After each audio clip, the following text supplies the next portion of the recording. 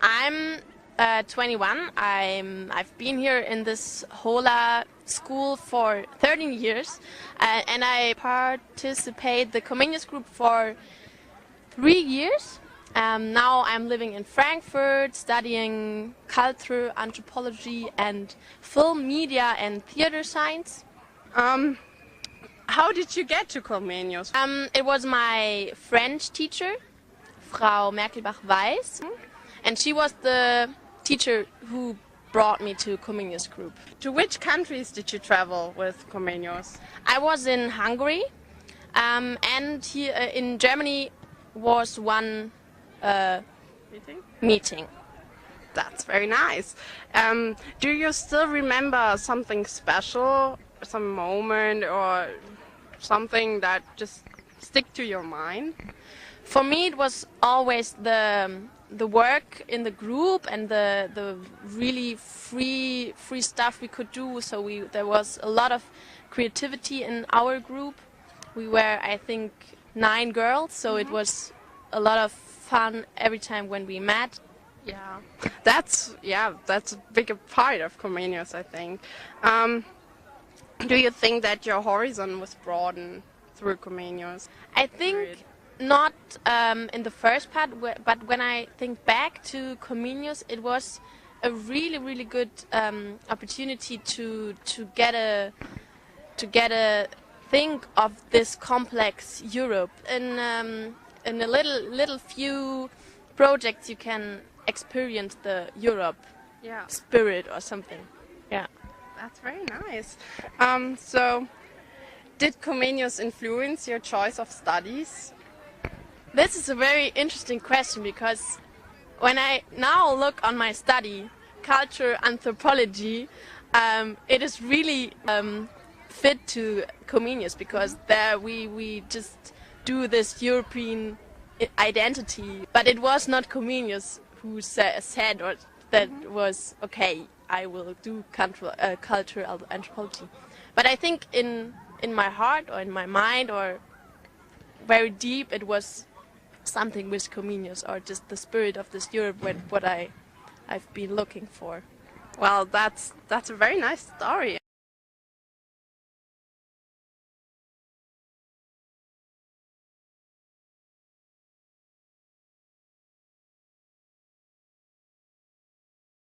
Very nice of you to come here today for our interview. Do you have any special memories about? Yeah, of course. I met my actual boyfriend in Comenius, and he was my exchange student when he came to my place in Bologna in Germany in 2010. And your friend also? Yes. That's very nice. Do you think that Comenius has influenced your life also in other ways? So has it influenced maybe your choice of study? Yes, I think it's a reason that I'm choosing Comenius, that I'm choosing to do maybe an exchange semester in Paris. I'm not sure yet, but maybe we'll see. Which subject are you studying? I'm studying economics and business administration in Erasmus. That's very interesting. Thank you very much for this interview. You're welcome.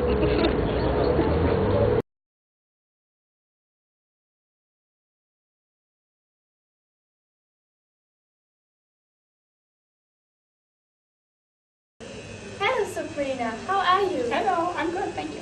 Thank you for being here. Please tell us something about yourself. Okay, my name is Sabrina. I study English and French at Marburg University, and I'm 21 years old. And I participated in the Comenius program for 2 years, I think. Okay. Which countries did you travel to with Comenius? We traveled to Hungary and France. Oh. Do you remember something special about it? I really have a lot of special memories from the Comenius meetings, and what I always remember is the host families, which were always really nice and who did a lot of things with us, so we weren't bored or anything. So Cool. Do you think that your horizon was broadened through Comenius? I definitely think so, because we got to know lots of different cultures and languages and met new people, and it was always really fun, and I really think it broadened my horizon. Did Comenius influence your choice of studies? I don't think so, but I've always been really interested in other cultures and languages, which is the reason why I participated in this program in the first place. So I used it to get to know other people and cultures better. Okay. Thank you for this interesting interview. You're welcome. And wish you good luck for the future. Thank you.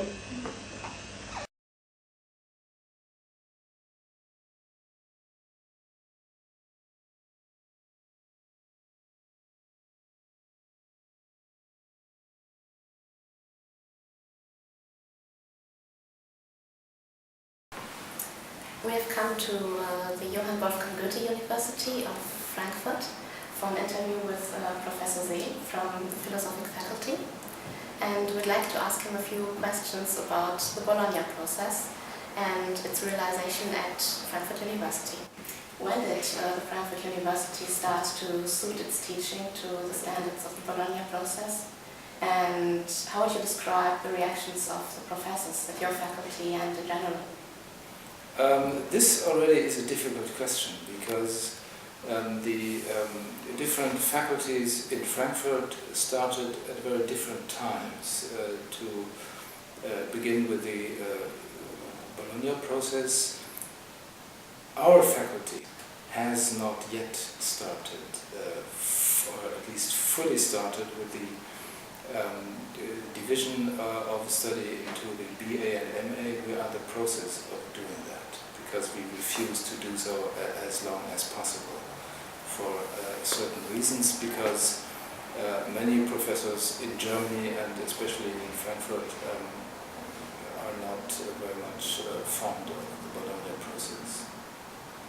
So in your opinion, how does the Bologna process influence teaching? What are negative aspects?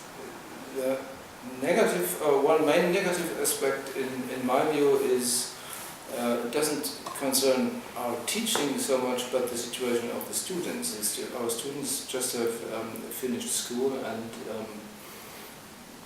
might look forward to be able to find a different way of learning. And now in the Bologna process they find themselves to be in school again because they have a very tight schedule, relatively few possibilities to choose courses according to their personal interests. And another problem is the mobility. I mean, it was part of the ideology of the Bologna process, the mobility of students over the world, or at least in Europe, would be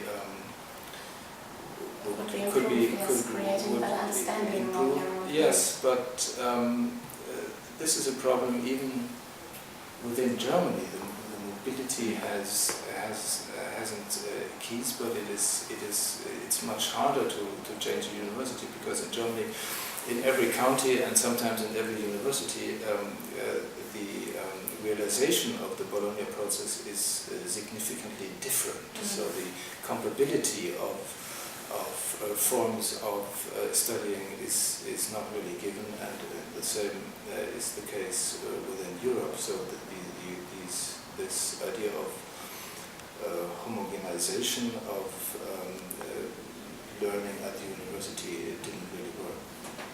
Is mobility an important subject for your students? Do they want to use the possibility of going abroad? And are there students from other countries at your faculty? We have some, but not that many. It is an interest of students, but if you only have 3 years to finish your BA, it's a practical problem to realize, because of course you lose time if you have to adjust yourself to a new culture, to a new language, to a new country, to new forms of university life. It costs time. But I think it's a real pity if students don't have the time to make real experiences. Because I think when you go abroad for your studies, you also learn something that you can use for yourself, for your own personality? The first thing is, of course, you will be much more fluently in respective language, be it Spanish or English or any other language, and you learn to come to grips with different ways of thinking and of lifestyles and so on. Of course, it is a very important moment in the development of personality, but it hasn't become easier. How do you see the future of the education system, especially concerning universities? Well, as I said, I'm rather skeptical because norms like intellectual freedom are not very much accepted in politics anymore. Universities today tend to be, at least in Germany, but I'm quite sure it's the same in other countries, universities tend to be organized more and more like firms, so the output, they have a narrow understanding of output. There has to be a specific output for someone, even someone who studies philosophy. Philosophy is no career, so it's Bildung in the German sense, and if you are, it doesn't have a specific goal, but I think for academic education it is highly productive not to look for a specific goal, but to have people who, when they leave the university, are able to think for themselves, to reflect norms and standards within society and so on. And this capability is not supported very much in the system as it is today. But still, nevertheless, we try to do so. Thank you very much for this interview. Okay, thank you.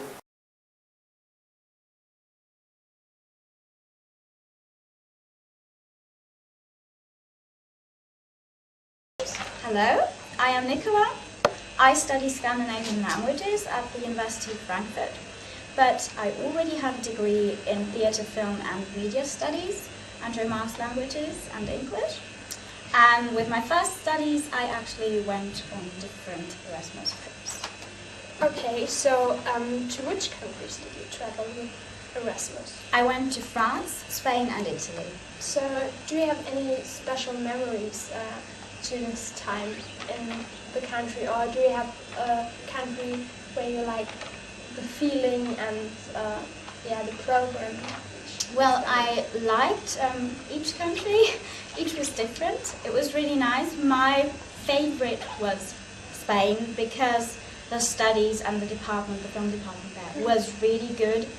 But Erasmus in general, when I went, was very badly organized. So it was hard. It was really, really hard. Yeah. It was a lot of work because you have to study and you have to organize your whole life.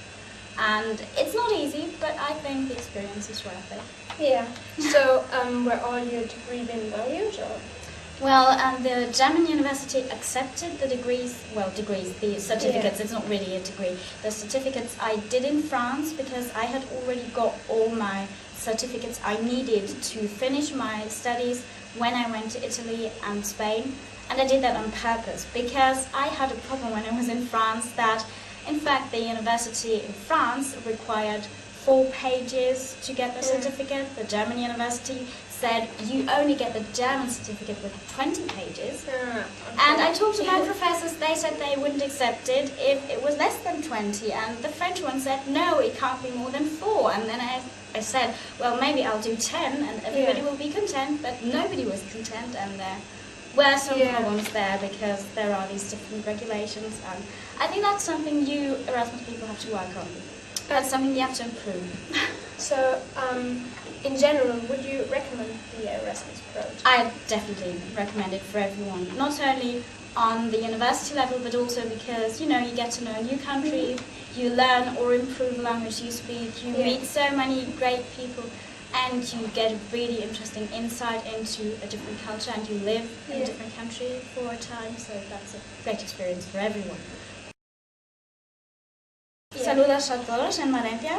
Espero que lo paséis muy bien con los alemanes, con el proyecto.